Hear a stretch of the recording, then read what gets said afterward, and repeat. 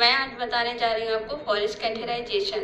Foley कैथेराइजेशन होता क्या है, उसको लगाते कब हैं। बहुत से पेशेंट ऐसे हैं जो बहुत सा फॉलिस कैथेटर नहीं लगवाते हैं, डरते हैं वो कि पेशाब के रास्ता में हम पाइप नहीं लगवाएंगे।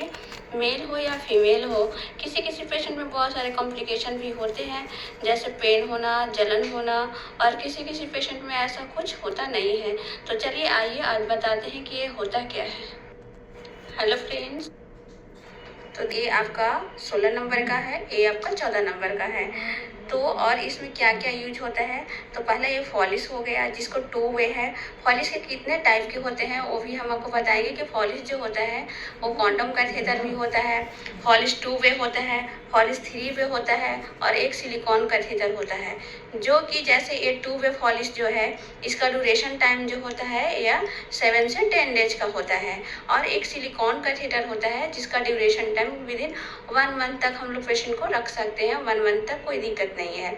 एक क्वांटम कैथेटर जो होता है वो 1 से 2 दिन ही रखते हैं, उसके बाद वो खुद से और निकल जाता है, या तो फिर पेशेंट भी खुद निकाल देते हैं, तो वो 2 से 3 दिन के लिए वो सही है।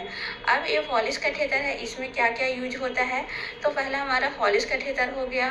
फिर आपके दूसरा तो वो आपका यूरोमीटर यूज होता है, जो ये यूरोमीटर हो गया। यूरो बैग या यूरोमीटर दोनों में से कोई भी यूज कर सकते हैं हम लोग। आईसीयू में ज़्यादातर हम लोग यूरोमीटर ही यूज करते हैं।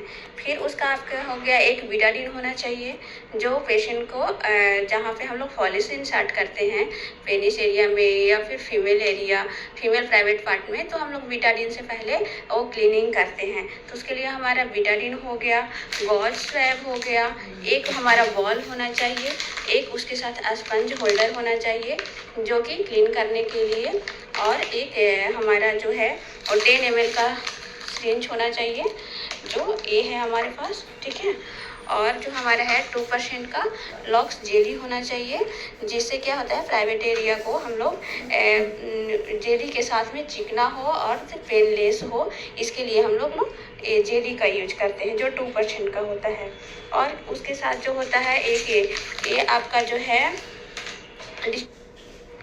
और दूसरा क्या है कि हम लोग सर्जिकल ग्लव्स यूज करते हैं जो कि सैनिटाइज होना चाहिए, मतलब स्टेराइल होना चाहिए। जो हम लोग फॉलिस कैथेराइजेशन करते हैं वो स्टेराइल टेक्निक है। ऐसा नहीं कि हम कभी भी मतलब ऐसे ही बिना हैंड वॉश किए हुए फॉलिस को इंसर्ट कर दिए, पेशेंट को लगा दिए, तो वो बहुत ही इन्फेक्शन का चांस बन जाती है, जो हमें ऐसा नहीं करना है।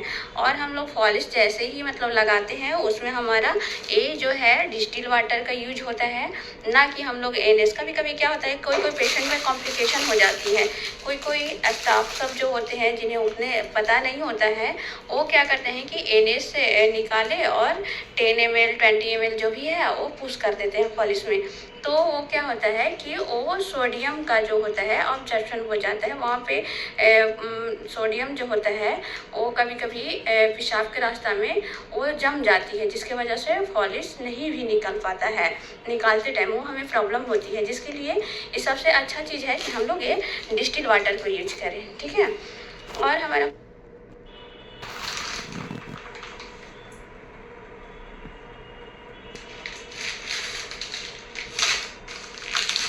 होते हैं जो लगाने के लिए बहुत डरते हैं कि ये लगाएंगे तो हमें दिक्कत होगी, परेशानी होगी, लेकिन ऐसा कुछ भी नहीं है। क्योंकि ये पेशेंट को हम लोग लगाते हैं कब, जैसे मतलब मेरा पेशेंट जो है वो अनकॉन्शियस है या फिर पैरालाइज है, वो एक जगह से दूसरे जगह नहीं जा पाता है, या कोई सर्जरी हुई हो, तो वैसे पेशेंट में, या सीकेडी के पेशेंट जो होते हैं जिनमें यूरिन का मेजरमेंट करना बहुत ज़रूरी होता है, इनटेक आउटपुट देखना बहुत ज़रूरी होता है, वैसे पेशेंट में हम लोग फॉलिस का इस्तेमाल करते हैं, जो फॉलिस हम लोग लगाते हैं। फिर फॉलिस का जो होता है वैसे में पेशेंट का भी प्रॉब्लम नहीं होता है, पेशेंट का भी परेशानी नहीं होती है, और स्टाफ को भी परेशानी नहीं होती है। इससे डरने वाली कोई बात नहीं है। बहुत से पेशेंट घबराते हैं तो उन्हें ये बताना चाहते हैं कि इससे डरने वाला कोई बात नहीं है, क्योंकि ये चीज़ें जो होती है फॉलिस वो आपकी सुविधा के लिए ही लगाया जाता है, जो कि जबकि ज़्यादा ज़रूरत होता है पेशेंट को तभी लगाया जाता है।